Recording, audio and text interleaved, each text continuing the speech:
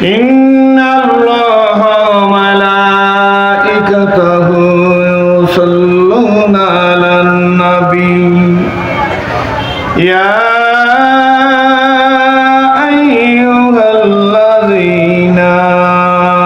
আমানু সাল্লু আলাইহি ওয়া সাল্লিমু তাসলিমা আল্লাহুম্মা সাল্লি আলা ওয়া হাবিবিনা মাওলানা মুহাম্মদ সাল্লাল্লাহু আলাইহি ওয়া আলা আলিহি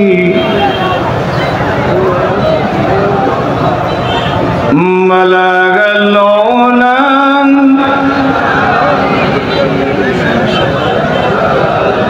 বেজামালিহি খিসালিহি লা ইলাহা ইল্লাল্লাহ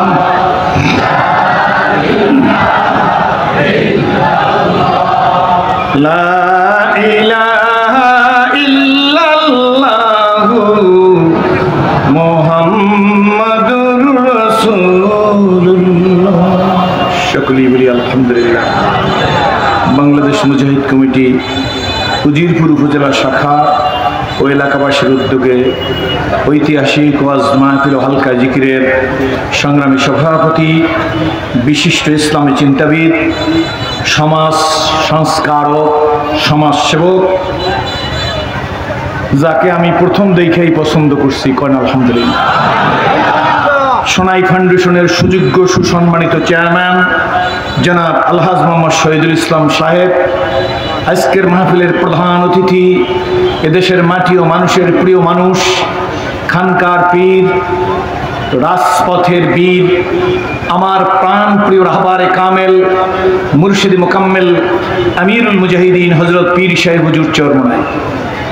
আজকের মাহফিলের বিশেষ অতিথি, ইসলামী আন্দোলন বাংলাদেশ মনোনীত হাত পাকা প্রতীকের সংসদ সদস্য পদপ্রার্থী তথা বরিশাল ২ আসন উজিরপুর বানেরীপাড়ার মাটি ও মানুষের প্রিয় মানুষ আলহাজ মাওলানা মোহাম্মদ নিসার উদ্দিন সাহেব, দিগার মুআজ্জাজ মুহতারাম মুআজিবুল ইহতারাম কাবিল ইহতারাম হযরত উলামা ইকরাম, সুধী মণ্ডলী, আমন্ত্রিত মেহমান, বিভিন্ন এলাকা থেকে আগত প্রাণ প্রিয় মর্দে মুজাহিদ মুসলমান ভাইরা, পর্দার আড়ালের সম্মানিত মা ও বোনেরা, আল্লাহ শুকর যে আল্লাহ পাক রব্বুল আলামিন আপনাদেরকে ফুটন্ত গোলাপের মতো, সূর্যমুখী ফুলের মতো জুড়ে মিলে বসার মতো তৌফিক ইনায়েত করেছেন। যে মহান আল্লাহ আপনাকে আমাকে কবুল মঞ্জুর করলেন, আশা বসা শোনা বলার মতো পরিবেশ সৃষ্টি করে দিলেন, সেই মহান আল্লাহ তাআলার শুকরিয়া আদায় করি উচ্চ যে প্রাণ খুলে স্বতঃস্ফূর্তভাবে বলি আলহামদুলিল্লাহ। মাগরিবের নামাজের পর থেকে সম্মানিত উলামা ইকরামদের সুললিত কণ্ঠে শ্রুতি মধুর ত্রুটিমুক্ত প্রাঞ্জল ভাষায় যুগ উপযোগী কি করণীয় কি বর্জনীয়, কি করলে মানুষ প্রকৃতপক্ষে মানুষ হতে পারে, মানুষ কাকে বলে, দিন, ইসলাম, ইমান, আমল, নবী, রসুল, পীর, বুজুর্গ, টুপি, দাড়ি, জামা, পাগড়ি, জিকির, তবলিগ, তাসকিয়া, তাসাউফ, জিহাদ, একামতে দিন কেন প্রয়োজন, এই বিভিন্ন দিকের উপরে অনেক কথা হয়েছে। মূল কথা তো আকর্ষণ, আমরা পীর সাহেব হুজুরের বয়ান দিয়ে আমাদের তাপিত হৃদয়কে শীতল করব। ঠিক না ঠিক? জোরে কন। আমি অভিভূত, আনন্দিত। ইন্তেজামিয়া কমিটি তথা সোনাই ফাউন্ডেশনের চেয়ারম্যান সাহেবকে ধন্যবাদ। আপনি যুগের চাহিদা অনুযায়ী একটা কাজ করে ফেলছেন, হয় নাই? কন আলহামদুলিল্লাহ। আজকের এই জনস্রোত, আজকের এই কন জোরে, আরো জোরে কন, প্রমাণ করে বাংলার মানুষ ইসলাম চায়। 2 হাত জায়গায় বলতে হবে, 2 হাত। কি প্রমাণ করে? মারহাবা, আল্লাহ তুমি কবুল করো। আমি অল্প কিছু সময় কথা বলবো, জিকির শুরু করবো, হযরত পীর সাহেব হুজুর এসে যাবে। আমি আপনাদের দেখে ইসলাম কবুল করছি না, আমার চিনেন তো, now I am old not I am new. আমি না পুরান, খুব দৃষ্টি আকর্ষণ। আমনা করে দেখে ইসলাম কবুল করছি আমি, বাপ দাদা সম্মান প্রভাব প্রতিপত্তি সব সারে আমার কাছে ইসলাম ভালো লাগছে, এই জন্য তো কবুল করছি। কোনো ভূমিকা নাই, কিন্তু মুসলমানের ঘরের হওয়ার পরেও টুপি ভালো লাগে না, দাড়ি ভালো লাগে না, পীর ভালো লাগে না, জিকির ভালো লাগে না, যে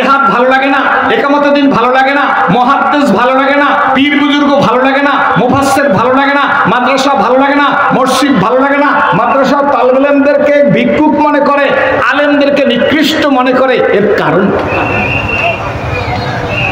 এটি আমার প্রশ্ন, উত্তর আপনাদের দিতে হবে, আমিই দেব। প্রশ্ন কার? জোরে কন। কেন আমার ভালো লাগলো, তারা মুসলমানের ঘরে হইয়া ভালো লাগে না কেন? ব্যক্তিগত জীবনে আমি একজন ডাক্তারও, তাই আমি অ্যানালাইসিস রিসার্চ গবেষণা করে বুঝতে পারছি, মানুষের যখন জন্ডিস হয়, কাওলা হয়, হলদা পালং হয়, তিনটা নাম আছে, আপনারা কোনটা কোন? জন্ডিস। জন্ডিস হওয়ার কারণ হলো লিভার খারাপ হইয়া জন্ডিস হয়। কি খারাপ হইয়া? জন্ডিস হওয়ার পরে তার থুতু হলুদ হয়, প্রসাব হলুদ হয়, পায়খানা হলুদ হয়, চোখ হলুদ হয়, চামড়া হলুদ হয়। সন্দেশ ভালো লাগে না, রসগোল্লা ভালো লাগে না, রসমালাই ভালো লাগে না, পোলাও ভালো লাগে না, রোস্ট ভালো লাগে না, চিংড়ি মাছ ভালো লাগে না, পাঙ্গাস মাছ ভালো লাগে না, শিং মাছ ভালো লাগে না, মাগুর মাছ ভালো লাগে না, দধি ভালো লাগে না, দুধ ভালো লাগে না, মাখন ভালো লাগে না। আপনারা আবার মনে মনে চিন্তা করতেছেন, হুজুরি পরের বাড়ি খাইতে খাইতে এগুলো মনে মুখস্থ করে বলাইছে। কথা বললেন, এগুলা তার কাছে, কার কাছে ভালো লাগে না? হ্যাঁ, জোরে বলতে হবে। জন্ডিস হওয়ার কারণ কি? লিভার। এই জন্ডিসের লোকের মুখে সুস্বাদু খাদ্য তিতা লাগে, জিহ্বা দিয়ে ধাক্কা দিয়ে ফেলে দেয়। জন্ডিসের চিকিৎসা দেওয়ার পরে তার জন্ডিস যখন ভালো হয়ে যায়, তখন পোলাও ভালো লাগে, খিচুড়ি ভালো লাগে, শিং মাছ ভালো লাগে, মাগুর মাছ ভালো লাগে, সব তার কাছে কি লাগে?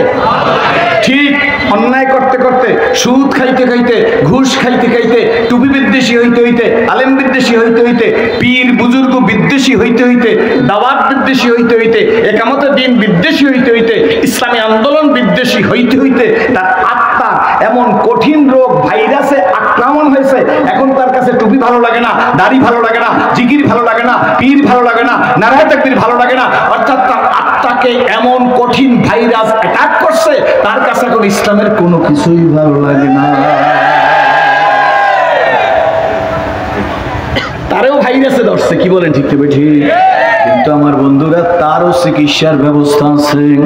বন্ধু, তার চিকিৎসার ব্যবস্থা কোনো দুনিয়ার হাসপাতালে না, আল্লাহর কোরআন দিয়ে তাকে চিকিৎসা করতে হবে। কি বলেন ঠিক তবে ঠিক? এই মজলিসের ভিতরে বসা আছে ডাকাইতের সর্দার, কিন্তু এখন সে আল্লাহর ওলি হয়ে গেছে। এইটা কোরআনের চিকিৎসা। এই মসজিদে, এই মাহফিলের ভিতরে বসা আছে গাজার সম্রাট। গাজার সম্রাট ছিল, পকেটে গাজার টোপলা ছিল, গাজার কলকি ছিল। এখন সে, তাকে দেখলে মনে করবেন কওমিয়া মাদ্রাসার মোহতামে। গতকালকের একটা জনসভায় শাইখে চরমনাই ছিল, হাজার হাজার মানুষ। এইটা মাহফিল না, এইটা জনসভা। আমি বলছিলাম এই জনসভায় সব কিন্তু টুপিওয়ালা না, সব কি না? টুপিওয়ালা না। কিন্তু যারা আজকের আসছে তারা টুপিওয়ালার কাছে আসছে, এই জন্য টুপি মাথায় দিয়ে আসছে। সুতরাং ভালো মানুষের নেতৃত্বে গেলে ভালো মানুষ সমাজ ঠিক না বেঠিক? জোরে কন। আল্লামা সামিউল্লাহ পানিপতি রহমাতুল্লাহ আলাইহি তার মালাবুদ্দাম মিনহু কিতাবের ভিতরে লেখছে, কোন মানুষ আলেম বিদ্বেষী হওয়া, আলেমের বিরুদ্ধে চক্রান্ত করা, পীর বুজুর্গের সম্মান নষ্ট করা, পীর বুজুর্গের আত্মসম্মানে আঘাত করা, মিথ্যা মামলায় দেওয়া, পরিকল্পনা করা তাদের চরিত্র নষ্ট করা, বিনা দোষে ফাঁসি দেওয়া, আলেমদের নেগলেক্ট করা, মাদ্রাসার তালবেলেমদের ভিক্ষুক মনে করা কুফরি। কি কুফরি? আল্লামা সামিউল্লাহ পানিপতি রহমাতুল্লাহ লেখেন, যারা করবে গো তারা ঈমান নিয়ে কবরে যাইতে পারবে না। বাংলা রেখা দিচ্ছি, চলিত চরণ হইল আবাস, কমিল বাহুর বল, অতীত জীবন কাহিনী স্মরণে নয়নে ঝরিছে জল, যারা তামাগ্ন হইল রসনা বাত নাহি সরে মুখে,